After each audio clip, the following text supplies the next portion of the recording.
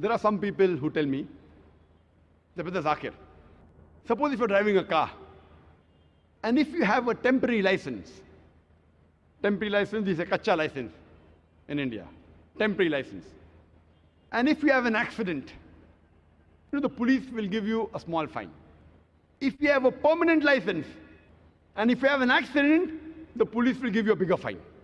Therefore, if you don't read the Quran, and if you don't understand the Quran, and if you make any sin, God will punish you less. If you understand the Quran, and then if you commit a sin, then God will give you double punishment. Very good logic. So why do you understand the Quran? Behave like a person who have a temporary license and enjoy life. Less punishment.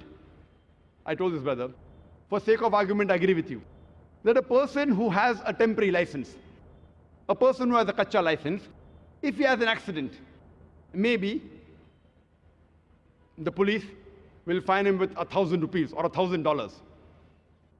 And if a person who has a permanent license, if he has an accident, maybe the police will fine him double, 2,000 rupees or $2,000. Okay, I agree with you. But the point to be noted is that if a person who has a permanent license, in 1 year the chances he'll have an accident is maybe 1. But a person who has a temporary license, who has not learned driving well, the chances he'll have an accident in 1 year is maybe 50. So at the end of the year, the person who has permanent license pays a fine of 1,000 rupees or $1,000. And a person who has a temporary license, he pays a fine of $50,000.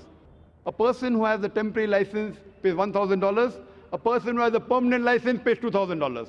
So if he has an accident once a year, at the end of the year, he pays a fine of $2,000. And a person who has a temporary license, maybe he'll have 50 accidents in a year.